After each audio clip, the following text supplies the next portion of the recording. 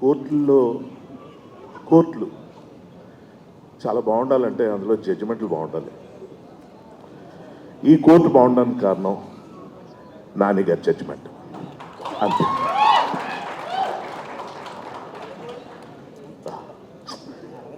ఈ దాము పాత్రలో ఈ హర్ష చేసిన అభినయం మీకు కనుక హర్షించదగిన విధంగా ఉంటే ఒకసారి మళ్ళీ ఆ హర్షత్వాన్ని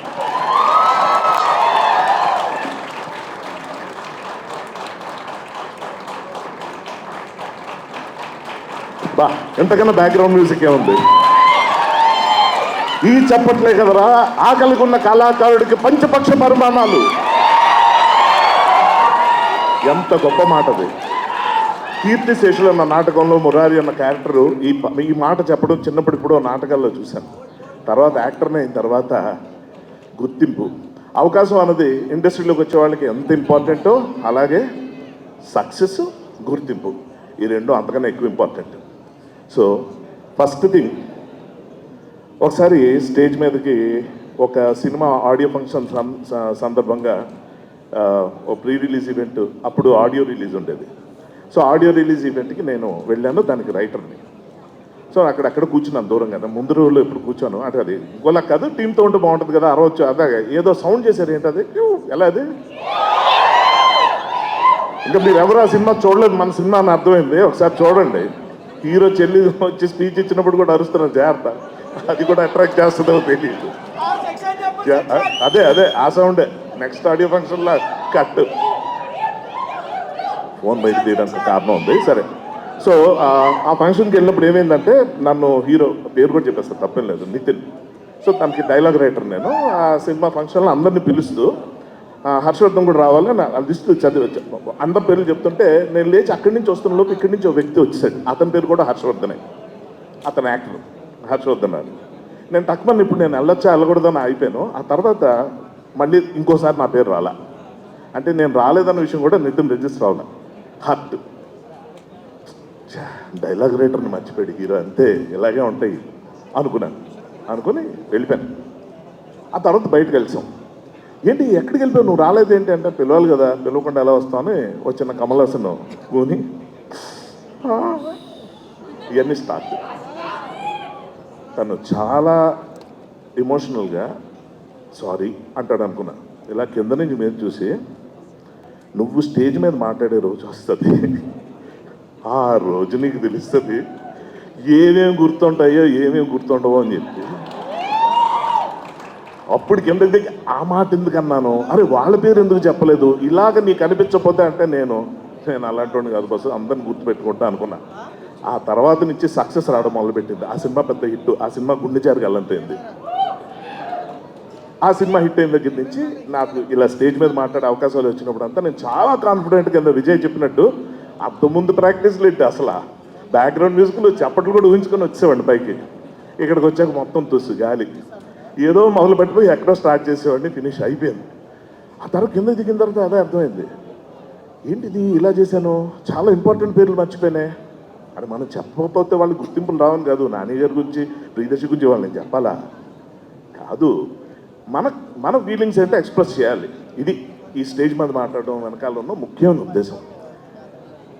సరిగ్గా ప్రీ రిలీజ్ రోజున నేను హెల్త్ బాగాలేక నేను రాలేక ఇంట్లోంచి పెట్టుకొని చూస్తుంటే టీవీ, నాకు విపరీతమైన ఆశ్చర్యం కలిగించిన విషయం ఒకటి ఉంది. అదేంటంటే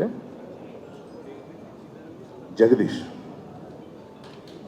ఇలా సెల్ ఫోన్ పట్టుకొని స్టేజ్కి, కొత్త డైరెక్టర్ కదా 4-5 నిమిషాల్లో అయిపోద్ది, భయపడతాడు, ముందంతా పెద్ద పెద్దోళ్ళు ఉన్నారు ప్రొడ్యూసర్ అనుకుని 4 నిమిషాల్లో అయిపోద్ది అనుకున్నది ఎప్పటికో నేను రిలీజ్ అయింది ఏంటంటే అరగంట అయిపోయింది వాచ్ చూసి. అరగంటకు అవ్వలే, అరగంట అయ్యింది. ఇది అవుతూనే ఉంది. పేరు పేరున చదివితే నేను అనుకున్నాను వాళ్ళు ఎవరో మేము కూడా మాట్లాడుతూ ఉన్నా ఈ డైరెక్షన్ డిపార్ట్మెంట్ అందరూ అన్నారేమో అంటే వాళ్ళు ఇక్కడికి వచ్చి అందరూ కమల్ హాసన్లే, ఎవరికి మాటలు రావట్లా.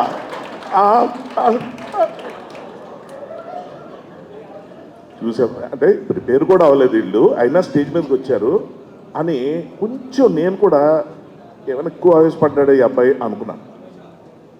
కానండి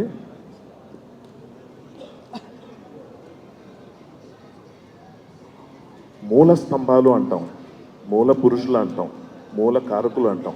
అంటే బేస్ మెయిన్ వాళ్ళని తెలియకుండానే మూల పెట్టేస్తాం. మూల మూల కళాకారులంతా మూల కారకులంతా మూల కళాకారులు అయిపోయి ఆ కింద ఫౌండేషన్కి అందులో ఎప్పటికి ఉండిపోతారు, వాళ్ళు బయటికి రారు, వాళ్ళకి ఏ రికగ్నిషన్ ఉండదు.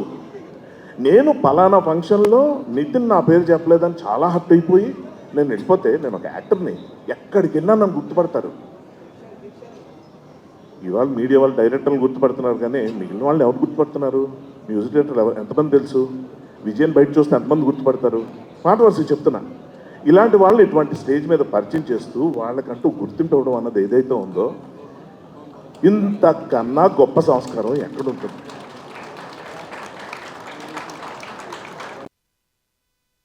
ఇండస్ట్రీలో ఉన్న మిగిలిన డైరెక్టర్లు లేకపోతే ప్రొడ్యూసర్, ముఖ్యంగా వాళ్ళిద్దరిది బాధ్యత కాబట్టి చెప్తున్నానండి.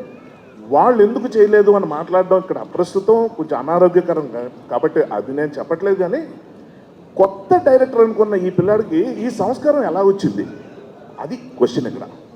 నిజంగా చాలా ఆశ్చర్యపోయాను, ఎందుకంటే నాకు చాలా ఇష్టమైన డైరెక్టర్. నాకేంటి, నాన్నగారికి ఇంకా ఇష్టమైన డైరెక్టర్, వరుసగా అవకాశం ఇచ్చారు. వివేకాత్రేయ అంటే సుందరానికిలో సినిమా, ఆ సినిమాలో హీరోయిన్తో ఒక డైలాగ్ చెప్పిస్తాడండి, మా అద్భుతం. అప్పటిదాకా ఎప్పుడు నేనైతే ఎక్కడ తినలా. అదేంటంటే, అమ్మాయి బాధపడుతూ, నాన్న నేను ఒక ఈవెంట్లో పార్టిసిపేట్ చేశాను, అందులో మెయిన్ ఒక 4 పేర్లు చెప్పి నా పేరు చెప్పలేదు, నా పేరు చెప్పకుండా తదితరులు అన్నారు. తదితరులు ఏంటి నాన్న? And others.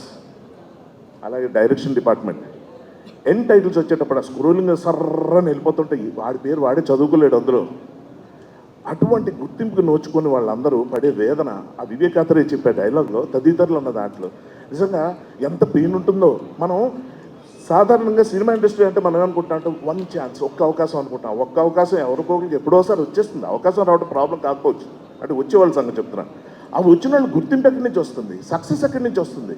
ఇవన్నీ వచ్చిన తర్వాత గుర్తింపు లేకపోతే, నా వరకు నాకు ఎంతో అమృతం అన్న సీరియల్లో విపరీతమైన పాపులర్ అయిపోయి నాకు 10 జీవితాలు ఆ అరుపుల దగ్గర నేను ఆపేస్తానే, అవి నాకు ఇష్టం. అయితే అంత గుర్తింపు తెచ్చుకున్న నాకే ఎప్పుడో కోరుకుండిపోయేది ఏంటంటే, ఈ సినిమా సంస్థ వాల్ పోస్టర్లో నేను ఎప్పుడు కనబడినే, నేను చేసిన రోజు మంచివే, నాకు చాలా మంచి పేరు తీసుకొచ్చే, నేను వాళ్ళు చాలా హ్యాపీగా ఉన్నాను కాదంటలే. కానీ పోస్టర్లు కనిపించేవి చాలా తక్కువ. నాకు ఎప్పుడే ఇక్కడెక్కడో అదిగో అక్కడికి వెళ్ళి అలా కాసేపు చూసుకోవాలనిపిస్తుంది. పోస్టర్ మీద కనిపించి ఆ ఆనందం ఎంత బాగుంటుందో ఊళ్ళో చూసుకుంటూ, అలా నా ఫ్రెండ్స్కి చెప్తూ. నేను అంటుంది ఏంటంటే, ఈ సక్సెస్ మీట్లో సినిమా స్టార్ట్ అవుతున్నప్పుడు ఇందాక సార్ సుధాకర్ గారు నానిగారి గురించి చెప్తా అన్నమాట ఏంటంటే, ఆయన సినిమా స్టార్ట్ చేసేటప్పుడు ప్రేక్షకుడిలాగా ఆలోచిస్తున్నారు. అది ఎంత అద్భుతం అంటే సార్, నిజంగా నానిగారి గురించి మాట్లాడాలని నాకు ఉంది, వస్తా. అసలు ఎలా అంటే, ఫస్ట్ పాయింట్, సినిమా స్టార్ట్ అయినప్పుడు ఆ ప్రాసెస్లో ఉన్నప్పుడు ఆలోచించాల్సింది, మనసులో పెట్టుకోవాల్సింది ఆడియన్స్ గురించి. వాళ్ళకి నచ్చుతుందా, ఆస్వాదిస్తారా, జీర్ణించుకుంటారా, నచ్చుతుంది. ఇది సినిమా అయిపోయిన తర్వాత ప్రేక్షకుల్లోకి వెళ్ళక ముందు మధ్యలో ఉన్న వారధి అస్సలు చాలా ఇంపార్టెంట్ అయినది. వారధి మనకి పురాణ కథల నుంచి కూడా రాముడు వారు లంకకి వెళ్ళడానికి కావాల్సిన వారధి ఏదైతే ఉందో అది మీడియా. ఈ మీడియాని జాగ్రత్తగా వాళ్ళ గైడెన్స్తో మనం ప్రేక్షకుల దగ్గరికి ఎలా వెళ్తాం, ఆ పబ్లిసిటీ ఎలా చేస్తాం అన్నది సెకండ్ థాట్. అయితే ప్రేక్షకులకు వెళ్ళిన తర్వాత, సినిమా హిట్ అయిన తర్వాత ఖచ్చితంగా గుర్తుంచుకోవాల్సింది, మనసులో పెట్టుకోవాల్సింది, గుర్తు చేసుకోవాల్సింది, అభినందించుకోవాల్సింది